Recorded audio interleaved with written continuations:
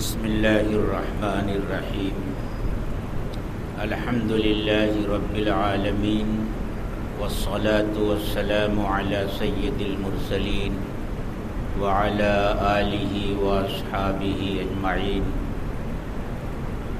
اما بعد فاعوذ باللہ من الشیطان الرجیم بسم اللہ الرحمن الرحیم وسارعوا إلى مغفرة من ربكم وجنة عرضها السماوات والأرض أعدت للمتقين الذين ينفقون في السراء والضراء والكاظمين الغيظ والعافين عن الناس والله يحب المحسنين صدق الله العظيم۔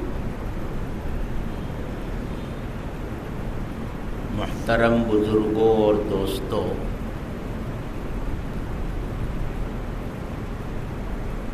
پچھلے جمعہ سے پہلے جو جمعہ گزرا، اس جمعہ کے موقع پر قرآن کریم کی یہ آیت میں نے تلاوت کی تھی، اس کا مختصر ترجمہ کیا تھا اور کچھ ضروری وضاحت کی تھی، اور یہ عرض کیا تھا اس آیت کریمہ میں جو کچھ اللہ تبارک و تعالی نے فرمایا ہے، اگر اسے عمل کی شکل میں دیکھنا ہے تو وہ آقائے نامدار تاجدار مدینہ سرکار دو عالم حضرت محمد الرسول اللہ صلی اللہ علیہ وسلم کی زندگی میں صاف طور سے دیکھا جا سکتا ہے۔ ایک مرتبہ اس آیت کا ترجمہ میں پھر کرتا ہوں تاکہ بات آپ کے ذہن میں تازہ ہو جائے۔ اللہ تعالی ارشاد فرماتے ہیں، ایمان والوں سے کہتے ہیں کہ اپنے پروردگار کی جنت کی طرف دوڑو،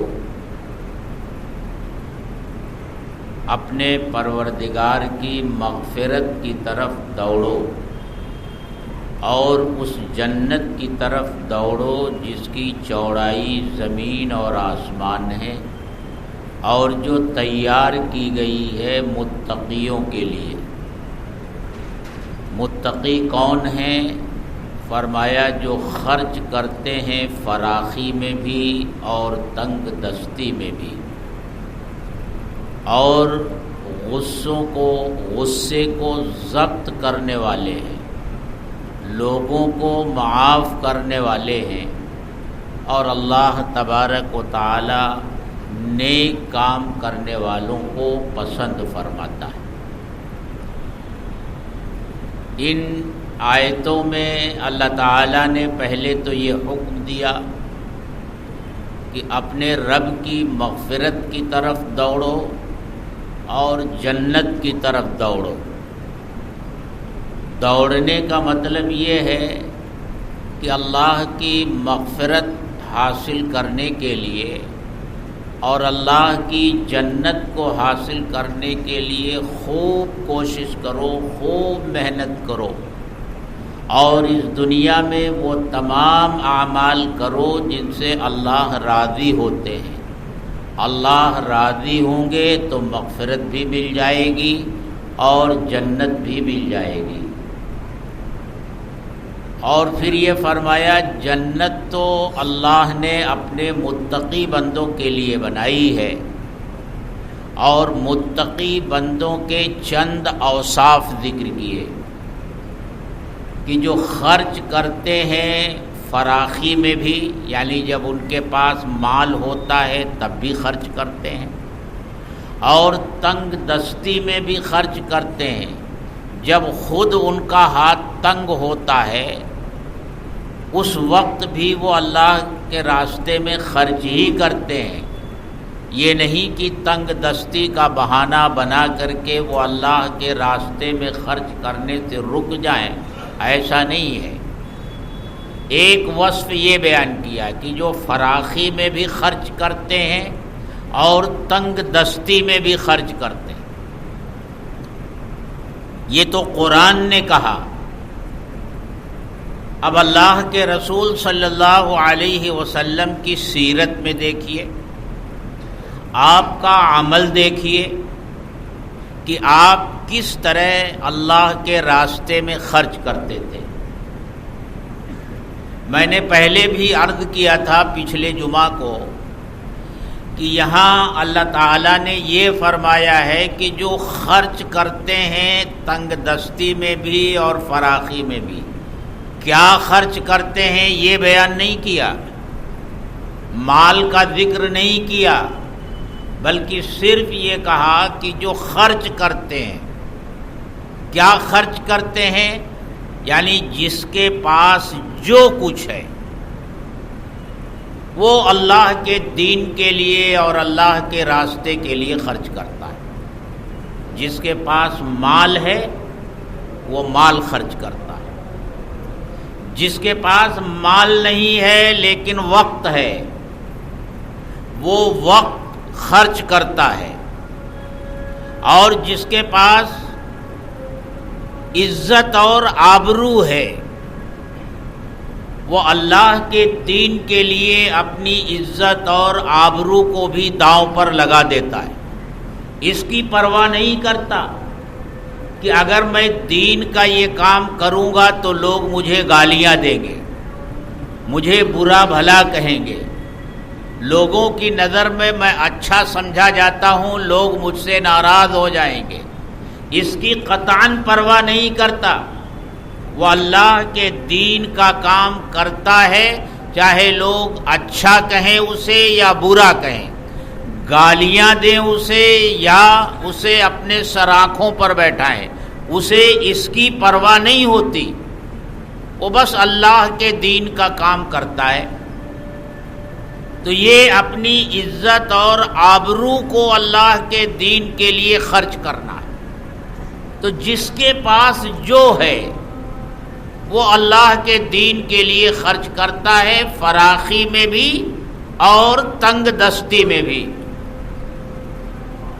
میں نے پہلے عرض کیا تھا کہ قرآن کریم کی آیتوں میں جو احکام اور جو صفات لفظوں میں بیان کی گئی ہیں وہ سب کی سب اللہ کے رسول صلی اللہ علیہ وسلم کی زندگی میں عمل کی شکل میں موجود ہیں. اب آئیے ہم دیکھتے ہیں کہ اللہ کے رسول صلی اللہ علیہ وسلم جب آپ کے پاس مال ہوتا تھا تب کس طرح خرچ کرتے تھے، اور جب مال نہیں ہوتا تھا آپ بالکل خالی ہاتھ ہوتے تھے. آپ کے گھر میں دینے کے لیے کچھ بھی نہیں ہوتا تھا، کھجور کا ایک دانہ نہیں ہوتا تھا. اس وقت آپ کس طرح خرچ کرتے تھے؟ فراخی میں خرچ کرنے کی مثال غزوہ حنین کے موقع پر جو مال غنیمت حاصل ہوا، اللہ کے رسول صلی اللہ علیہ وسلم نے اس کو کس طرح تقسیم کیا. ہم لوگوں کے لیے مسئلہ تو یہ ہے کہ ہم سیرت پڑھتے نہیں. سیرت کے جلسوں میں شرکت کر لیتے ہیں، لیکن جہاں تک سیرت کا مطالعہ کرنے کی بات ہے، سیرت پڑھنے کی بات ہے، وہ ہمارا ذوق نہیں ہے مطالعے کا. غزوہ حنین کب پیش آیا، کن حالات میں پیش آیا، اور غزوہ حنین میں کیا کیا واقعات پیش آئے، اس کی تفصیلات ہمیں معلوم نہیں ہوتی. اس وقت موقع نہیں ہے، لیکن میں آپ کو یہ مشورہ دوں گا کہ سیرت پڑھیے، سیرت کی کتابوں کا مطالعہ کیجیے. غزوہ حنین فتح مکہ کے بعد پیش آیا. مکہ ہی سے اللہ کے رسول صلی اللہ علیہ وسلم روانہ ہوئے اور حنین کے مقام پر دشمن کے لشکر سے آپ کا مقابلہ ہوا. بڑی تفصیلات ہیں، دشمن نے شکست کھائی اور میدان چھوڑ کر بھاگ کھڑا. یہ ایسا موقع تھا کہ دشمن صرف اپنی فوج لے کر نہیں آیا تھا، میدان جنگ میں وہ اپنا سب کچھ لے کر آیا تھا. اپنی عورتیں، اپنے بچے، اپنے جانور اور جو کچھ ان کے گھروں میں مال و دولت تھی، سب کچھ لے کر کے وہ میدان میں آئے تھے. اور مقصد اس سے ان کا یہ تھا کہ جب سپاہیوں کو یہ معلوم ہوگا کہ ہمارے پیچھے ہمارے گھر والے بھی ہیں، بیوی بھی ہے، بچے بھی ہیں، جانور بھی ہیں، اور مال و دولت جو کچھ ہمارے پاس ہے وہ سب ہمارے پیچھے ہے، اگر ہم نے پیٹھ پھیری تو یہ سب کچھ ہمارے دشمن کے ہاتھ میں چلا جائے گا. جب ان کے ذہن میں یہ بات ہوگی تو وہ جان لڑا کر لڑیں گے، پیٹھ نہیں پھیریں گے، قربان ہو جائیں گے، مر جائیں گے، لیکن میدان چھوڑ کر نہیں بھاگیں گے. اس لیے وہ اپنا سب کچھ لے کر کے میدان میں آئے. لیکن اللہ کو کچھ اور ہی منظور تھا. دشمن نے شکست کھائی اور وہ میدان چھوڑ کر اپنے عورتوں کو، بچوں کو، جانوروں کو چھوڑ کر بھاگ گیا.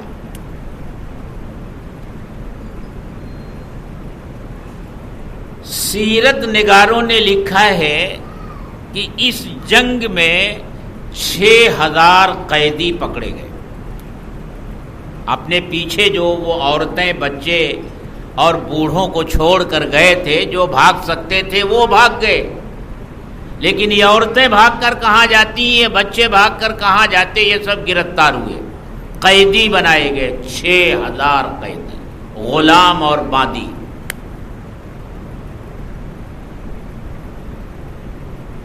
اونٹ 24,000 اونٹ، 40,000 سے زیادہ بکریاں، 1,60,000 درہم جو چاندی کا سکہ ہوتا ہے. 1,60,000 درہم میں جو چاندی ہوتی ہے، آج کے وزن کے مطابق وہ تقریباً 6 کوئنٹل چاندی. اتنا سب کچھ چھوڑ کر وہ بھاگ گئے. اللہ کے رسول صلی اللہ علیہ وسلم نے یہ سب جمع کروایا اور پھر آپ نے طائف کا محاصرہ کیا. وہاں سے واپسی پر ایک جگہ ہے جعرانہ نام کی، وہاں یہ مال غنیمت آپ نے تقسیم فرمایا سپاہیوں کے درمیان. اور کن لوگوں کو دیا؟ آپ دیکھیے کہ اللہ کے رسول صلی اللہ علیہ وسلم مال کی غنیمت کی تقسیم فرما رہے ہیں اور دے کس کو رہے ہیں؟ زیادہ خیال ان لوگوں کا کیا جو فتح مکہ کے موقع پر ایمان لائے تھے. ان میں ابو سفیان تھے رضی اللہ عنہ، صفوان ابن امیہ تھے رضی اللہ تعالی عنہ. ابو سفیان رضی اللہ تعالی عنہ کو تو آپ جانتے ہی ہیں کہ بدر کے میدان میں ابو جہل کے مارے جانے کے بعد قریش کے سب سے بڑے سردار ابو سفیان تھے. بدر کے معرکے کے بعد جتنی جنگیں ہوئیں، مشرکین مکہ کی طرف سے ان جنگوں میں سپہ سالار اور قائد اور رہنما ابو سفیان ہی تھے. احد میں، خندق کے موقع پر یہ ابو سفیان ہی تھے جو لشکر جمع کر کے لائے تھے. لیکن فتح مکہ کے موقع پر یہ ایمان لائے. ان کے ایمان لانے کا واقعہ بھی ہے، تفصیل کا موقع نہیں ہے. اللہ کے رسول صلی اللہ علیہ وسلم نے انہیں بلایا انہیں درہم دیے 40 اوقیہ، جس کا وزن تقریباً 6 کلو چاندی بنتا ہے، اور 100 اونٹ دیے۔ حضرت ابو سفیان رضی اللہ تعالی عنہ نے عرض کیا، اے اللہ کے رسول، میرا بیٹا یزید، تو اس کو بھی بلا کر اتنا ہی دیا۔ پھر عرض کیا کہ اے اللہ کے رسول، میرا بیٹا معاویہ، تو اللہ کے رسول صلی اللہ علیہ وسلم نے اتنا ہی بلا کر ان کو بھی دیا۔ یعنی ان باپ بیٹوں کو 300 اونٹ اور تقریباً 18 کلو چاندی کے سکے ان باپ بیٹوں کے حصے میں آئے۔ آپ نے صفوان کو بلایا۔ پہلے یہ جان لیجئے کہ یہ صفوان ہیں کون؟ واقعے رجی کے موقع پر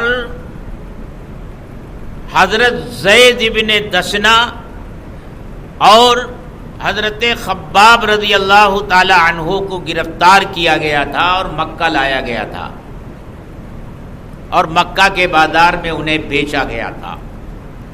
زید بن دسنہ رضی اللہ تعالی عنہ کو صفوان نے ہی خریدا تھا، اور صفوان ابن امیہ کا باپ امیہ بن خلف یہ بدر کے موقع پر مارا گیا تھا، تو اپنے باپ کے بدلے میں اس نے حضرت زید ابن دسنہ رضی اللہ تعالی عنہ کو مکہ میں قتل کروایا تھا اپنے غلام کے ہاتھ۔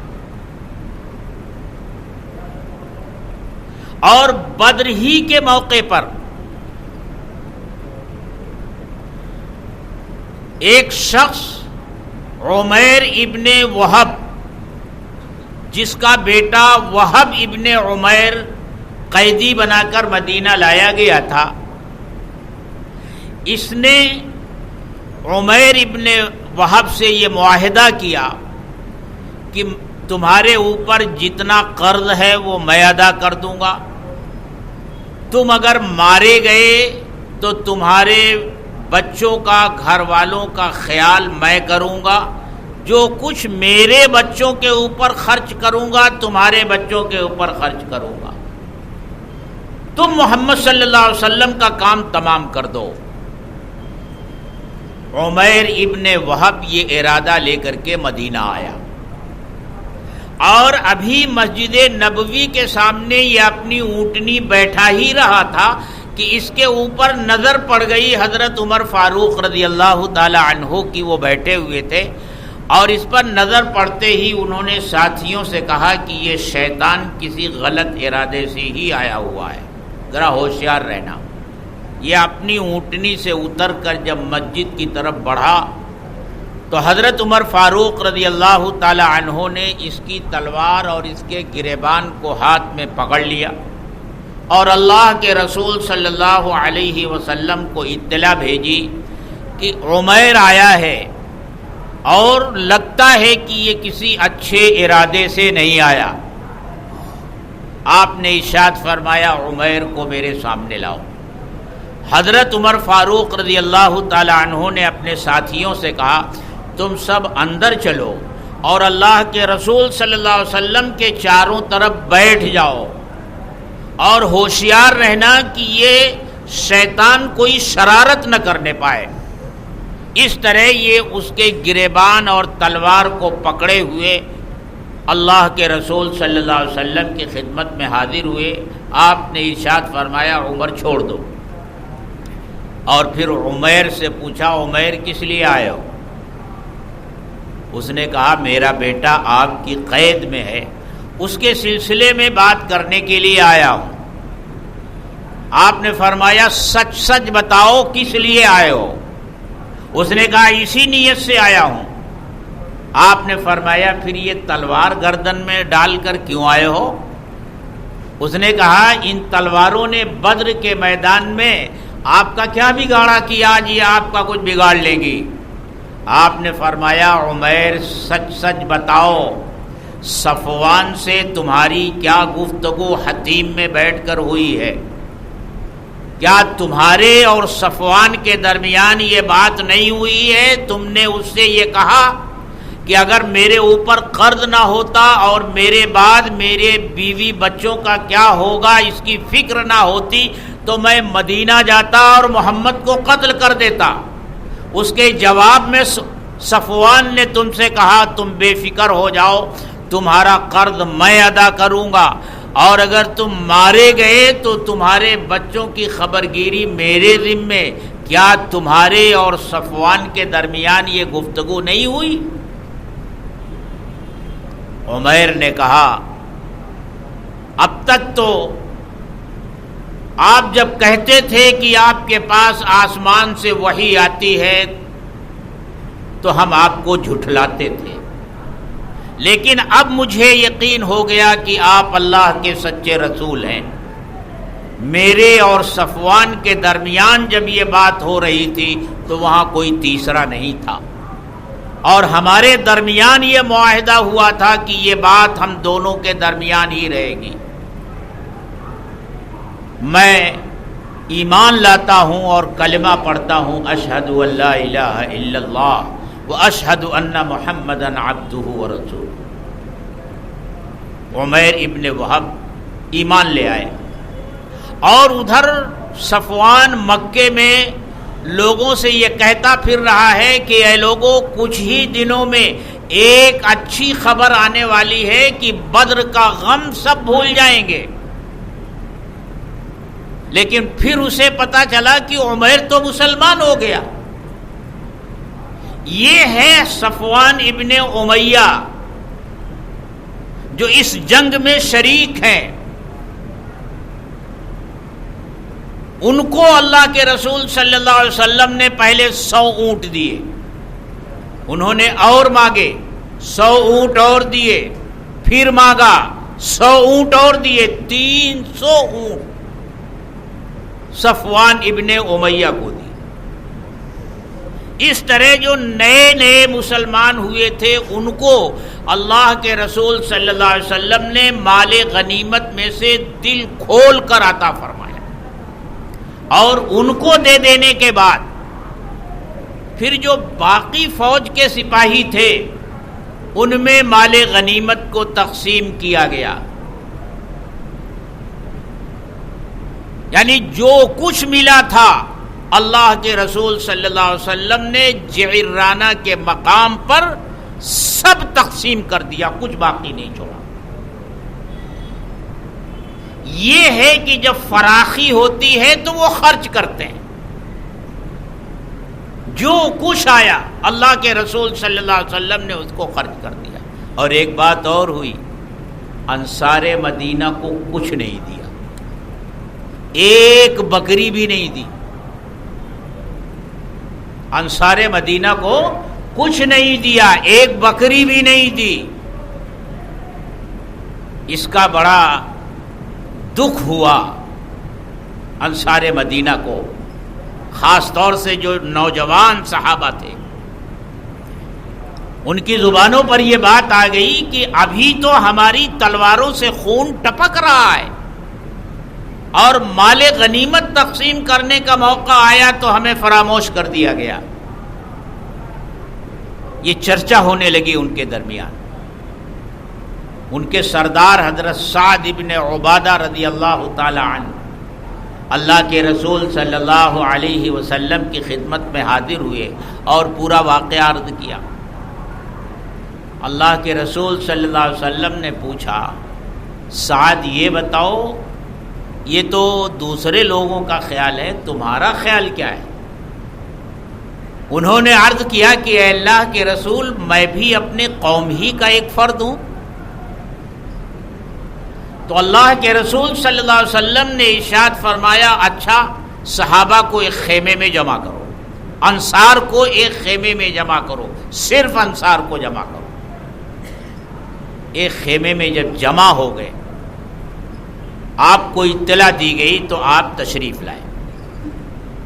اللہ کی حمد و ثنا کے بعد اس موقع پر جو آپ نے تقریر فرمائی ہے آپ کی زبان مبارک سے جو جملے نکلے ہیں سیرت کی کتابوں میں وہ محفوظ ہیں۔ آپ نے ارشاد فرمایا اے لوگوں، کیا تم راستے سے بھٹکے ہوئے نہیں تھے؟ میرے ذریعے اللہ نے تمہیں ہدایت دی۔ اے لوگوں، کیا تم آپس میں ایک دوسرے سے لڑتے بھیڑتے نہیں تھے، اختلاف نہیں کرتے تھے؟ اللہ نے میرے ذریعے تمہارے اندر اتفاق اور اتحاد پیدا فرمایا۔ لوگوں نے کہا بے شک۔ آپ نے فرمایا مجھے جواب کیوں نہیں دیتے؟ آواز آئی ہے اللہ کے رسول ہم آپ کو کیا جواب دیں؟ آپ نے فرمایا اگر تم یہ کہو کہ اے محمد تم کو تمہارے گھر سے نکالا گیا، ہم نے تمہیں پناہ دی، اے محمد تمہیں کوئی سہارا دینے کے لیے تیار نہیں تھا، ہم نے تمہیں سہارا دیا، اگر تم یہ کہو گے تو سچ ہی کہو گے۔ آپ نے یہ گفتگو اس انداز پہ فرمائی کہ پورا مجمع رونے لگا، اور آخر میں آپ نے ارشاد فرمایا اے مدینے کے لوگوں، کیا تمہیں یہ پسند نہیں ہے کہ لوگ اپنے گھروں کو اونٹ اور بکریاں لے کر جائیں اور تم اپنے ساتھ اللہ کے رسول صلی اللہ علیہ وسلم کو لے کر اپنے گھر جاؤ؟ جب آپ نے یہ بات ارشاد فرمائی روتے روتے چیخیں نکل گئیں، داڑھیاں آنسوؤں سے تر ہو گئیں، اور انصار مدینہ نے کہا کہ اے اللہ کے رسول ہم اس تقسیم پر راضی ہیں، ہمیں اللہ کا رسول چاہیے، اونٹ نہیں چاہیے، بکریاں نہیں چاہیے۔ یہ تو فراخی میں خرچ کرنا ہوا، اور تنگ دستی میں کیسے خرچ کرتے تھے؟ حدیث کی کتابوں میں ایک واقعہ ہے کہ ایک دن مسجد میں آپ تشریف فرما ہیں، ایک ضرورت مند آ گیا، اس نے اپنی ضرورت آپ کے سامنے رکھی، آپ نے اپنی ازواج کے گھروں میں آدمی بھیج کر معلوم کرایا تو پتہ چلا آج تو ہر گھر میں فاقہ ہی ہے، کچھ نہیں ہے کسی گھر میں۔ اب آپ اس ضرورت مند کو کیا دیں؟ پریشانی کے آثار آپ کے چہرے پر ہیں۔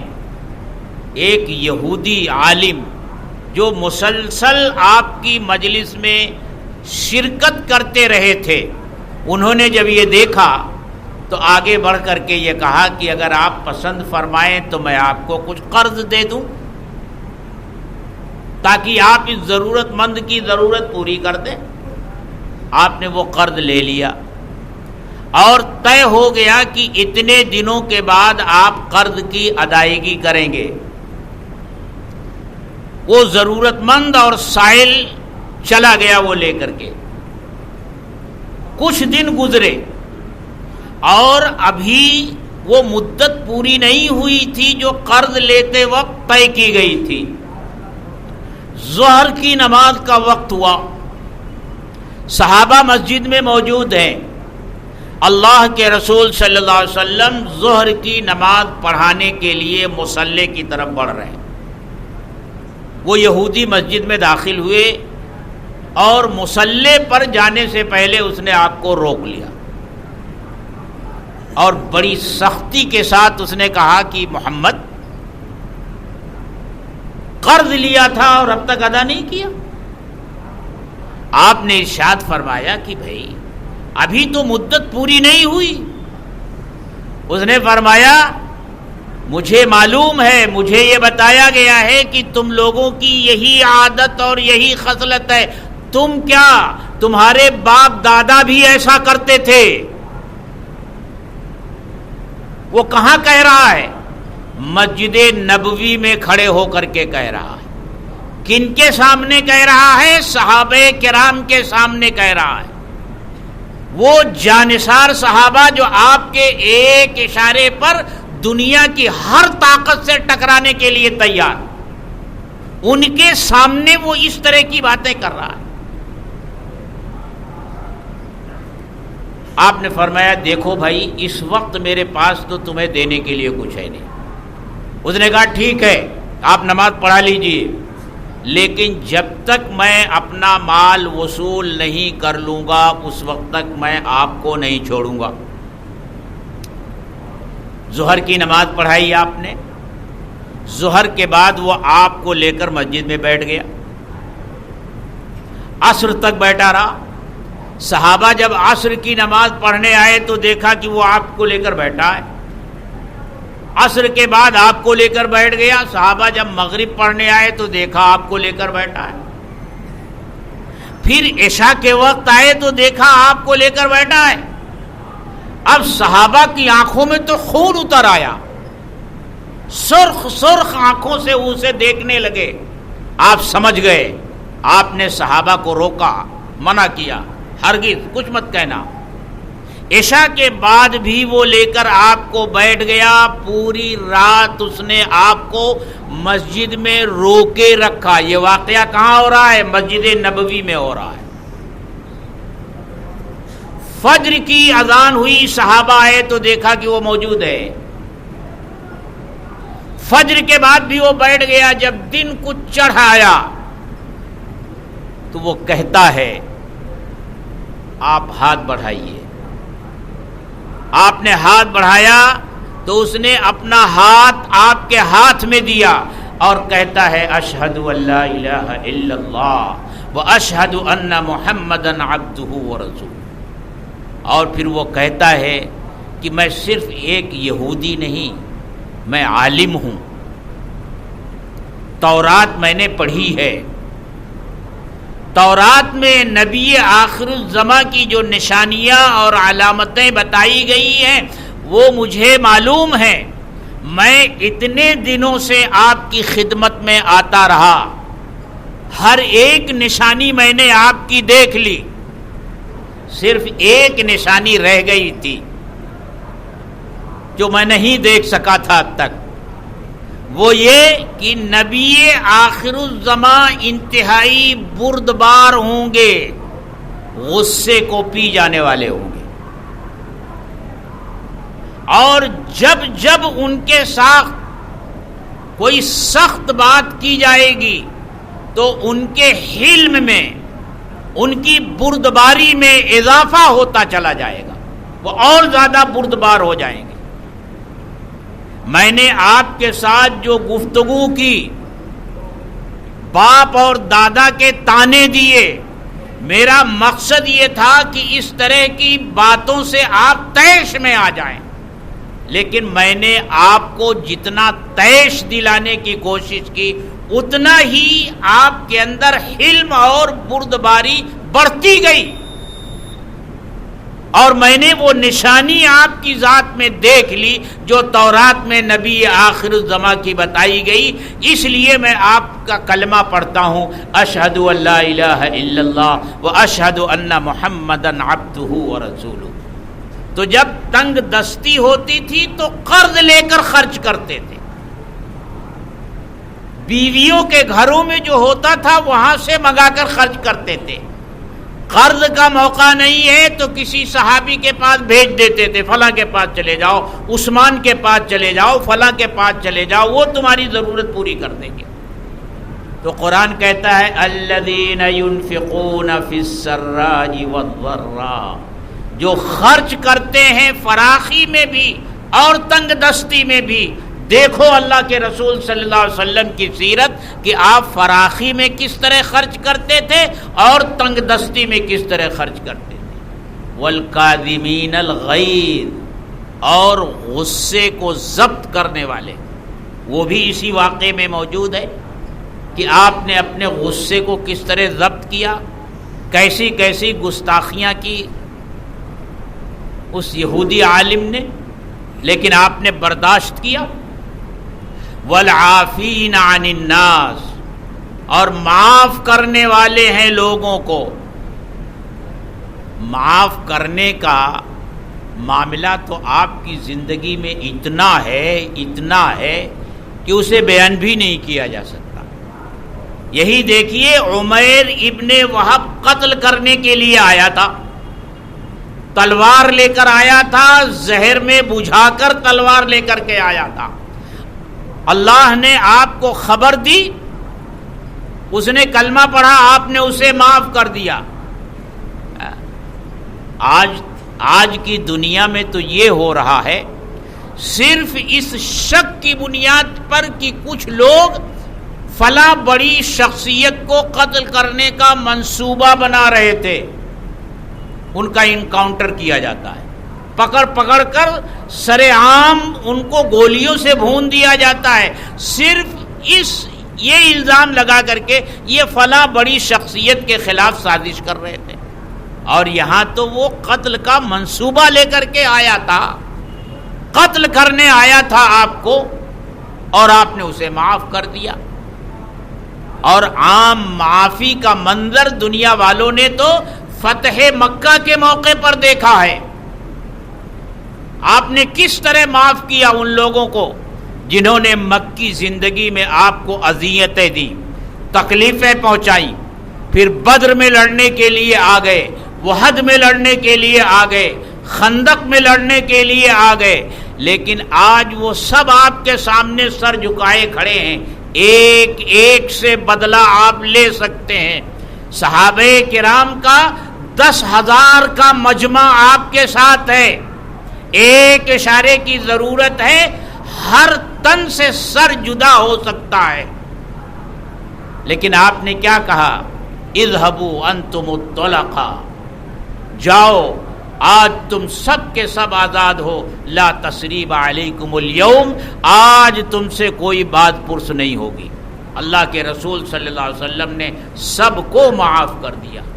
تو قرآن کریم کی ان آیات میں جو اوصاف الفاظ کی شکل میں بیان کیے گئے ہیں وہ سب کے سب عمل کی شکل میں اللہ کے رسول صلی اللہ علیہ وسلم کی سیرت میں موجود ہے۔ اس لیے کہا جاتا ہے کہ آپ کی حیات طیبہ اور آپ کی سیرت مبارکہ قرآن کریم کی عملی تفسیر ہے، جو وہاں قول ہے وہ سب اللہ کے رسول صلی اللہ علیہ وسلم کی زندگی میں فعل ہے۔ الذین ينفقون فی السراء والضراء والکاظمین الغیظ والعافین عن الناس واللہ یحب المحسنین، اور اللہ نیک کام کرنے والوں کو پسند کرتا ہے، یعنی معاف کرنا اور نیک کام کرنا اللہ اس کو پسند کرتا ہے۔ اسی طرح کا ایک واقعہ جو میں نے یہودی عالم کا بیان کیا، حدیث کی کتابوں میں زید ابن سانہ کا بھی واقعہ مشہور ہے۔ آپ نے ان سے کچھ کھجوریں لی تھی، وہ بھی اسی طرح وقت سے پہلے لینے آ گئے تھے اور بہت گستاخی کی تھی۔